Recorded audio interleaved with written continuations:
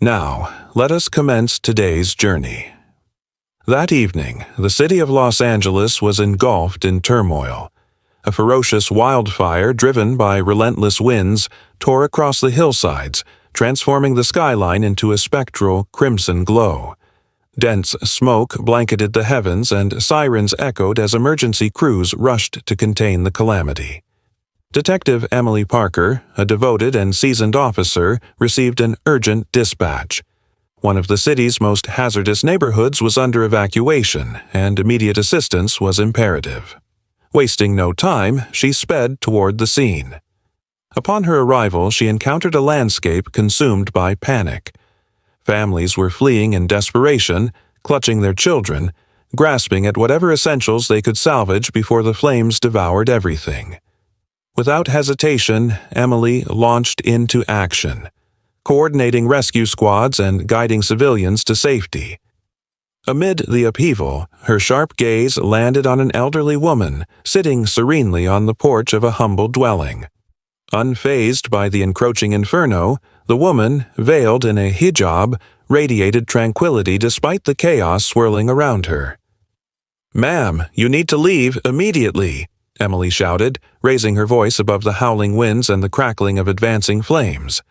The woman, who would later identify herself as Sophia, looked up with a serene smile. Her voice was composed and unwavering. "My child, fear does not alter destiny. I dwell under the safeguard of the Most Merciful." Emily paused.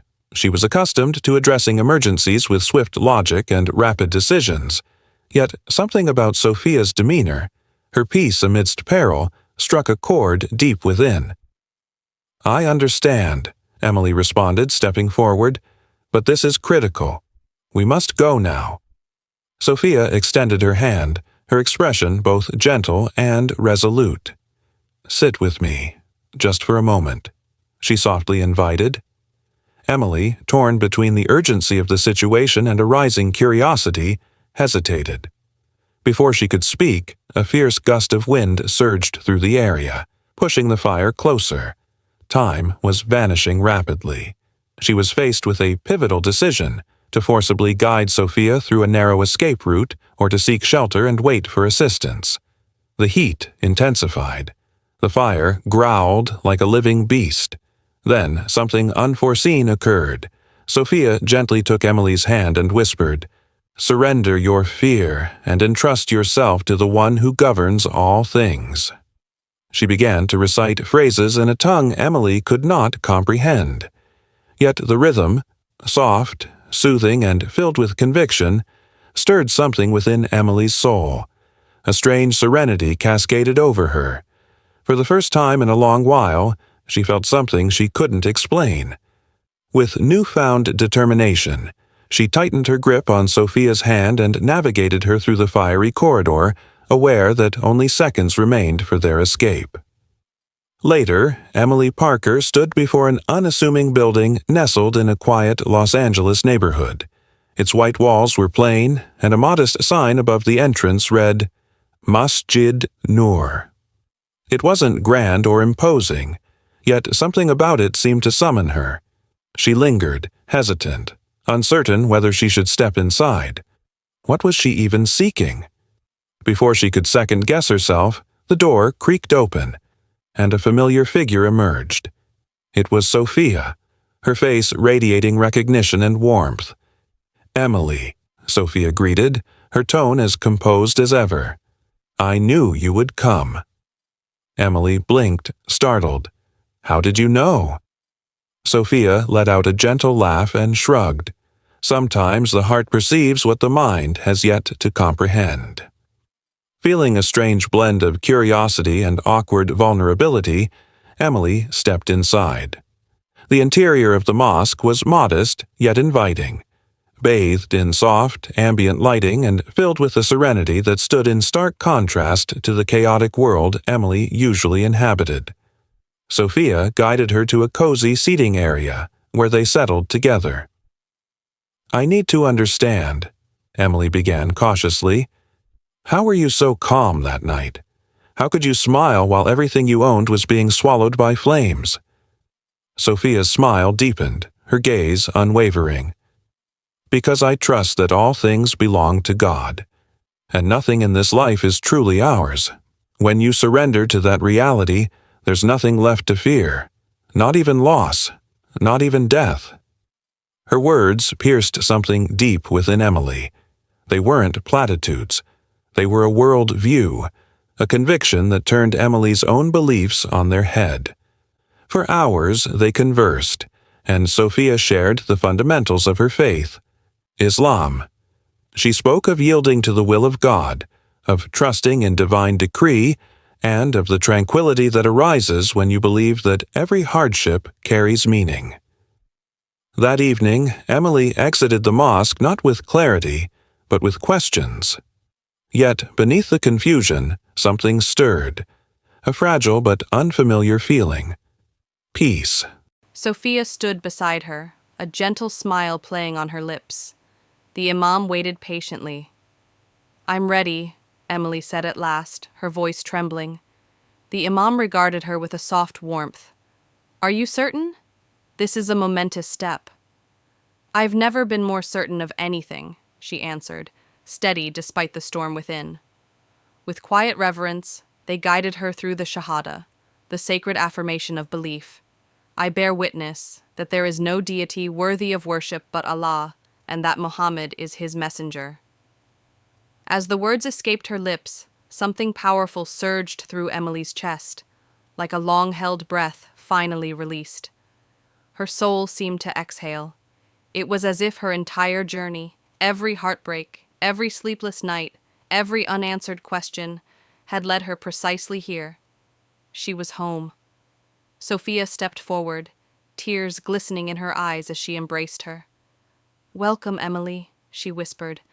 "Welcome to the family." But even in the midst of this deeply personal triumph, Emily knew the path ahead wouldn't be easy. The world outside these walls didn't understand her transformation. Some would never try to. The very next morning at the precinct, the atmosphere was cold and strained. As she walked in, silence followed. Mike didn't acknowledge her presence. The others avoided her gaze, shifting uncomfortably in her shadow. It was as though her declaration of faith had carved an unseen chasm between her and the people she'd stood beside for years. But Emily remained composed. She had found something far greater than their approval. She had discovered truth. What mattered now wasn't their unease or gossip, it was her connection to her Creator. That evening, Emily resolved to do something she had never had the courage to attempt before. She would perform her first salah, her first prayer. Alone in her quiet apartment, she spread a modest prayer rug on the floor. She inhaled deeply, her breath shaking, and turned to face the Qibla, the sacred direction of Mecca. Her hands trembled. Her hands trembled slightly as she lifted them to declare the takbir, Allahu Akbar. The phrase felt unfamiliar on her lips, yet it also felt like a key sliding into the lock of a long-sealed door. Emily moved through the sacred motions of prayer, the gentle bowing, the deep submission of prostration, and when she lowered her forehead to the earth in sujud, for the first time, something within her fractured open. Tears spilled unbidden down her cheeks, and in that instant she felt profoundly tethered to something infinitely greater than herself. It wasn't merely the physical movements that stirred her, it was the immense humility, the deliberate surrender that accompanied each gesture. In that sacred moment, Emily realized she had finally released the fear, the doubt, the inner chaos that had weighed her down for years. She had handed her burdens to the one who carries all burdens, and for the first time, she felt that weight dissolve. She was no longer just Detective Emily Parker, no longer merely a woman searching in shadows. She was now a Muslim, a soul stepping into serenity, one prostration at a time. The days ahead would not be without turbulence. She knew there would be obstacles, misunderstandings, skepticism, opposition, but she was prepared. She would press forward, determined and grounded, and she would use her role as a police officer, not just as a protector of law, but as a bridge between the Muslim community and the wider society. She would live her truth boldly and prove, not with arguments, but through action, that Islam was not a threat. It was a wellspring of peace, mercy, and justice. And perhaps, in embodying that truth, she might guide others toward the same tranquility that had found her. But for now, as she rested her head upon her pillow that night, a quiet joy blossomed in her chest. Her journey had found direction, her soul had found peace, and with each step forward, she moved closer to uncovering the divine purpose that had always lingered just beyond her grasp. In the ensuing weeks, Emily returned to the mosque, not as a believer, but as a seeker, someone yearning for understanding. She sat in on lessons, posed questions, and engaged in community gatherings. Sophia, along with others at the masjid, embraced her with kindness, never forcing, never demanding, always ready to share with gentle sincerity. But beyond the mosque's tranquil walls, things grew complicated. At the precinct, Emily's burgeoning interest in Islam did not escape notice. Whispers rippled through the corridors. Some colleagues cast side glances. Others, like her patrol partner Mike, were more direct. "Emily, what's going on with you?" Mike asked one afternoon as they sat idling in their squad car. "What do you mean?" Emily replied, pretending not to understand. "You've changed. Reading about Islam, visiting mosques. You know how people are going to interpret that, right?" His tone was clipped, verging on accusatory. Emily exhaled, slowly turning toward him. "I'm just trying to make sense of something, Mike. Something I can't ignore anymore." Mike shook his head. "Just be careful. People fear what they don't understand." Even amid the scrutiny at work and the uncertainties within her, Emily felt herself pulled deeper into her spiritual journey. One evening, as twilight wrapped the city in gold and blue, Sophia approached her and gently placed a small Quran in her hands. "Read this," she said. Sophia spoke softly. "Not with your eyes, but with your heart.